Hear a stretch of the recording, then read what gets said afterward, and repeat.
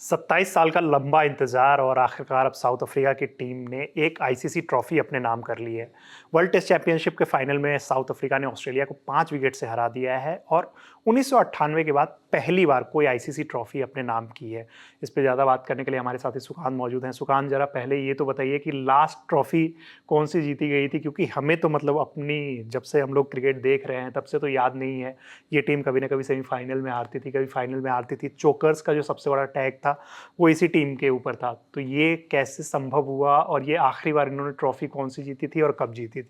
आखिरी बार south Africa champion बनी थी 1998 में, जब आईसीसी जिस समय चैंपियंस ट्रॉफी का नाम नॉकआउट कप हुआ करता था। बिल्कुल। तो तब वो साउथ अफ्रीका लास्ट जो ट्रॉफी जीती थी, उसके बाद 27 साल का इंतजार और आज जो है वो पूरा हो गया है सपना कि आईसीसी ट्रॉफी जीतने का। क्योंकि इसके अलावा क्योंकि नॉकआउट कप जिस समय वो होता था उसे उस तरह से चैंपियंस ट्रॉफी की तरह से नहीं देखा जाता था, होता भी नहीं था।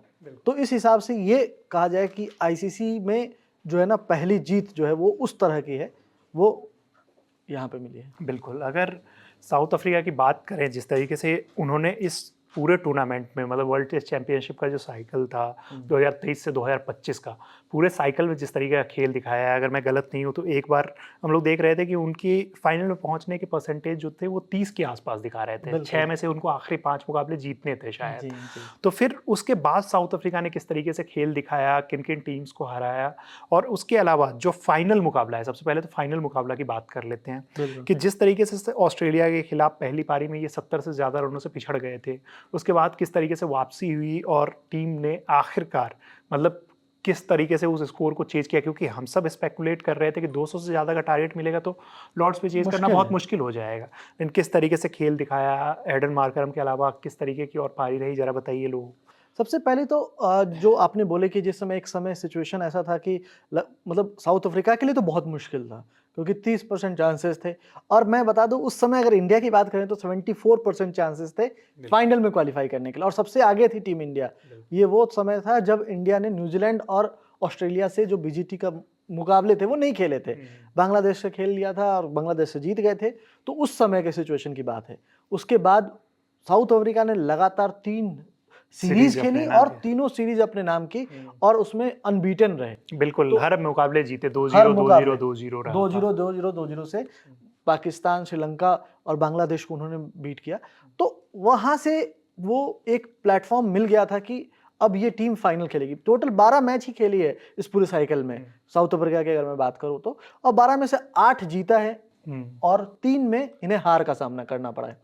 इंडिया से भी एक मैच ये हार गए थे और उस 2 मुकाबले न्यूजीलैंड से हारे थे। 2 मुकाबले न्यूजीलैंड से हारे थे। तो और न्यूजीलैंड में आपको अगर याद होगा तो बी टीम भेजी थी साउथ अफ्रीका ने, और वो उस समय तक तो ये साइकिल तो छोड़ दीजिए, ये मतलब फाइनल खेलने के एलिजिबल लग रहा था कि ये टीम नहीं, ये टीम उस हिसाब से खेल ही नहीं रही कि ये WTC का फाइनल खेलेगी। लेकिन देखिए किस्मत यही होती है, इन्होंने फाइनल सिर्फ खेला नहीं है। और इससे फाइनल से भी पहले अगर आप देखें ना रविराज, तो चर्चा क्या हो रही थी कि बाकी सारी टीम जो WTC साइकिल में मैचेस खेली, इंग्लैंड हो, इंडिया हो या फिर ऑस्ट्रेलिया हो, इन्होंने बड़ी बड़ी टीम्स के अगेंस्ट खेला है। ये अकेली ऐसी टीम थी जिन्होंने साउथ अफ्रीका मतलब उस तरह की टीम्स के अगेंस्ट ज्यादा मैचेस नहीं खेले थे। इवन जो सीरीज भी थी वो भी 2-2 3-3 मैच की सीरीज खेली थी। तो इसके कारण से एक चीज सब लोग सवाल उठा रहे थे, लेकिन आज उन सबको जवाब दे दिया है साउथ अफ्रीकन प्लेयर्स ने अपने प्रदर्शन से। और पहली पारी की जैसे आपने बताई कि 138 रन पे टीम जो है ऑल आउट हो गई थी, वो भी 212 ऑस्ट्रेलिया ने बनाए थे उसके सामने, 74 रन की लीड थी उनके पास। एक बार सेकेंड डे इन लोग वापस आ गए थे मैच में, 75 रन पे 7 विकेट मतलब आउट कर दिया था ऑस्ट्रेलिया का। और वहां से जो जिस तरह की पार्टनरशिप स्टिच की मिचेल स्टार्क ने, पहले एलेक्स कैरी के साथ, फिर बाद में उन्होंने जोश हेजलवुड के साथ लास्ट विकेट के लिए, तो उसने मोमेंटम ऐसा लगा कि वापस से शिफ्ट हो गया ऑस्ट्रेलिया के लिए। क्योंकि जहां पे वो 100 रन बनाते हुए नहीं दिख रहे थे, वो 207 रन बना दिया। और जब टारगेट मिला साउथ अफ्रीका को, तो 282 रन का टारगेट मिला, जो कि कहीं से भी लॉर्ड्स की जिस तरह की पिच पहले 2 दिन खेल रही थी और जो दिखा था, मतलब उसमें लग रहा था कि ये आसान नहीं होने वाला, ये बहुत मुश्किल, और शायद मतलब 150-200 रन से ये पक्का हार रहे हैं। लेकिन उसके बाद जो हुआ, जिस तरह की बैटिंग की मार्करम ने, जिस तरह की बैटिंग की तेम्बा बावुमा ने, बिल्कुल, जो कैप्टन है टीम के, उन्होंने वो जज्बा दिखाया। और आपको बता दूं रवि, उस समय तेम्बा बामुमा मैच के बीच में जिस समय वो बैटिंग कर रहे थे, एक समय ऐसा है हैमस्ट्रिंग खिंच गई, उन पे सवाल उठ रहा था कि भाई अब खेल पाएंगे नहीं खेल पाएंगे, अंपायर्स ने पूछा, लेकिन उन्होंने खेलना जारी रखा और तीसरे दिन पूरे लास्ट तक दोनों ने बैटिंग की और 146 रन की पार्टनरशिप की और उसके कारण से ही जो ये मैच है ना कहीं जो साउथ अफ्रीका ने मतलब बना लिया, आसानी से जीता। 69 रन बचे थे अगले दिन जो उन्होंने बनाए हैं। मार्करम लास्ट तक नहीं रह पाए, ना बाबूमा रह पाए, बाकी थे तो आउट हो गए। हाँ, मार्करम जिस समय 6 रन बाकी था वो आउट हो गए, तेम्बा बाबूमा आज शुरुआत में ही आउट हो गए थे, एक ही रन वो अपने 65 रन वो कल बना के खेल रहे थे, आज वो 66 पे आउट हुए। तो ओवरऑल जो साउथ अफ्रीका के लिए रहा ये कि 5वां विकेट वो जब गिरा तो 1 मिनट के लिए मोमेंट लगा कि हाँ कहीं ऐसा ना हो, क्योंकि हमने देखा है वो फंसते हुए, बट साउथ अफ्रीका ने फाइनली वो मैच जीत लिया है और वो चैंपियन बन गए। उन्होंने वो जो दाग है ना अपना चोकर्स वाला, जो एक सवाल लगातार उठाते रहते, क्योंकि इतने फाइनल सेमीफाइनल हारी है ऑस्ट्रेलिया से और इंडिया से और कितनी टीम से हारी, तो इसके कारण से साउथ अफ्रीका पे एक हमेशा से वो तमगा लग गया था, वो एक प्रेशर भी हो जाता है कि नॉकआउट फेज में जाने के बाद एक प्रेशर भी हो जाता है कि आपके ऊपर ऑलरेडी एक तमगा लगा हुआ है। हमने एक और टीम आरसीबी जैसे उनको देखा है कि 18 साल तक उनको इंतजार करना हुआ। इस पर बहुत सारी ऐसी टीम्स थी, हमने पहले भी वीडियोज बनाए हैं कि उसमें ऐसी टीम्स है, खासकर फुटबॉल टीम्स जिन्होंने काफी लंबे समय के बाद या फिर पहली बार कोई ट्रॉफी जीती है। तो उस तरीके की चीजें हो रही थी। एक बार जरा सुकांत, जिस तरीके से साउथ अफ्रीका की बात हम लोग लगातार कर रहे हैं, तेम्बा बामुमा की बात की, लेकिन एडन मार्करम की जिस तरीके की पारी रही है सेकंड इनिंग में, अगर क्रिकेट इतिहास के सबसे बेहतरीन पारियों में होगा ना तो इसको ज़रूर गिना जाएगा, क्योंकि ये जिस तरीके की पारी रही है, क्योंकि WTC चैंपियनशिप कहीं ना कहीं इसको एक जो दर्जा है वो काइंड ऑफ मतलब आप कह सकते हो कि मिनी वर्ल्ड कप टाइप का रहता है। टेस्ट क्रिकेट का ये वर्ल्ड कप टाइप है, उसमें इस तरीके की पारी खेलना फाइनल में अंडर द प्रेशर, जब आप पहली इनिंग में 0 पे आउट हो जाते हो, दूसरी इनिंग में जिस तरीके की आपने पारी खेली, जिस तरीके का आपने दिखाया कि हाँ आपके अंदर एबिलिटी है। और शायद हम लोगों ने पहले भी बात की थी जब साउथ अफ्रीका चेज करने उतरी थी कि एडन मार्करम ही इस टीम के पिलर ऑफ स्ट्रेंथ रहने वाले हैं। अगर वो टिक गए तो वो साउथ अफ्रीका के लिए फिर आसान होगा, नहीं तो फिर मुश्किल होता चला जाए। बिल्कुल, आप देख लीजिए ना पहली पारी में क्या हुआ, जैसे ही एडन मार्करम आया और शुरुआत में ही जैसे आपने बताया कि वो 0 पे थे, मतलब ऑन द पेयर थे, जब दूसरे इनिंग में बैटिंग करने आए तो उन पर दबाव कितना होगा। ऑलरेडी आपने 0 स्कोर किया है, आप एक इनिंग आपकी खराब हो चुकी है 138, अब आपने पूरी टीम ने मिलकर 138 बनाया है और अब आपको चेज करना है 282, और वो सपने को या वो ट्रॉफी तक पहुंचने के लिए 282 रन बहुत बड़ा स्कोर होता है।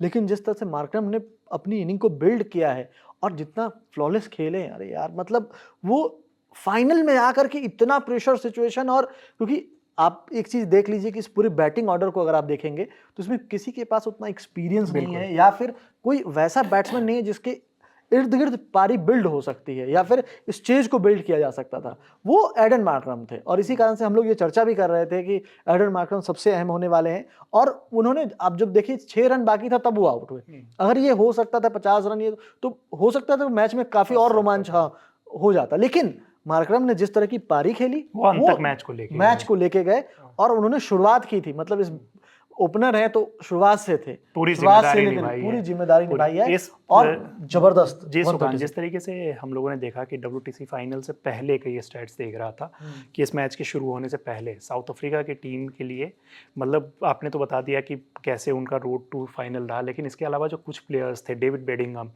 इस फाइनल से पहले उनके टॉप स्कोरर रहे थे, उसके अलावा तेम्बा बामुमा ने काफ़ी सारे रन किए थे, मार्करम ने भी अच्छा किया था, फिर बॉलिंग भी ऐसी ही रही कि रवाडा ने बहुत अच्छी, इस मैच में 9 विकेट रवाडा लेके गए हैं। बिल्कुल। एक स्पेल उनका क्या नाम है, फास्ट बॉलर लुंगी एंगेदी, उनका जो दूसरा स्पेल रहा था, क्या शानदार स्पेल रहा था। तो पूरी टीम ने मतलब जो है ना वो खेल दिखाया है, बेहतरीन खेल दिखाया है। मार्को एंसन को हम लोगों ने फर्स्ट इनिंग में देखा था बॉलिंग करते हुए, तो ये पूरी टीम जो है जिस तरीके से खेली है, और इसमें कोई दो राय नहीं नज़र आ रही है कि ये टीम चैंपियन नहीं बन सकती थी या ये अनडिजर्विंग थी।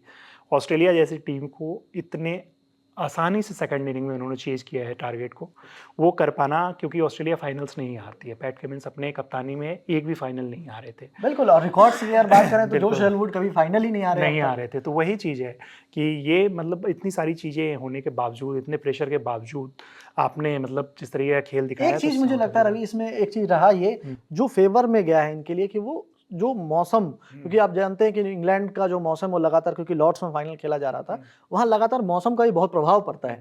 और इस मैच में भी देखें पहले 2 दिन जहां जहां 14-14 विकेट्स दोनों मतलब दिन गिरे, उसमें और जो तीसरे दिन से जो वहां बदला है वो था कि जो सनलाइट बैटिंग के लिए थोड़ी आसान हो गई, बैटिंग के लिए आसान हो, क्योंकि सनलाइट थी, ओवरकास्ट कंडीशन नहीं थे, तो बॉल को मूवमेंट जितना मिलना चाहिए, मूवमेंट हालांकि मिल रहा था और इसमें कोई वो श्रेय नहीं लिया जा सकता। शुरुआत में जितनी मिल रही थी उतनी नहीं मिल रही थी। और देखिए जिस समय आपने स्टार्क को बैटिंग करते देखा तो आपको समझ आ रहा था कि आज थोड़ी सी बैटिंग मतलब कल से ही मतलब वो बैटिंग थोड़ी सी आसान हो गई है, तो वो एक चीज रहा। और ये चीज होता है, लेकिन फिर भी आप सोचो ना, आपने कभी कुछ नहीं किया है तो वो चीज एक दबाव अलग होता है। बिल्कुल, आखिरकार साउथ अफ्रीका की टीम, जैसा हम लोग लगातार डिस्कस कर रहे हैं, और ये क्रिकेट फैंस के लिए, चाहे वो कोई भी क्रिकेट फैन हो, तो उनके लिए ये बहुत ही मतलब खुशी वाला क्षण है, क्योंकि आप सोशल मीडिया लगातार देख रहे हैं, चाहे वो इंडियन क्रिकेट फैंस हैं, सब दुआ कर रहे थे कि साउथ अफ्रीका आखिरकार इस टूर्नामेंट को या फिर कोई भी आईसीसी ट्रॉफी उठा ले, क्योंकि T20 वर्ल्ड कप के फाइनल में वो हमसे ही हारे थे, टीम इंडिया से ही हारे थे, और जैसे सिचुएशन में हारे थे 30 बॉल पे 30 रन,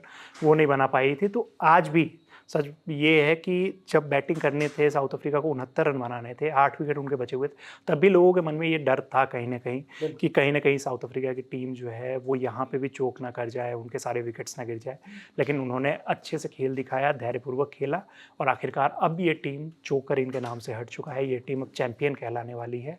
और बाकी क्या क्या प्लेयर्स का योगदान रहा इसके लिए हम और भी वीडियोज़ कर रहे हैं और भी वीडियोज़ बना रहे हैं, लेकिन ओवरऑल जिस तरीके का साउथ अफ्रीका का प्रदर्शन रहा है वो का वाकई काबिल तारीफ़ है। इस वीडियो में हमारे साथी थे सुकांत, मेरा नाम है रविराज, वीडियो को शूट किया है राशिद भाई ने। देखते रहिए ललन टॉप स्पोर्ट्स। धन्यवाद।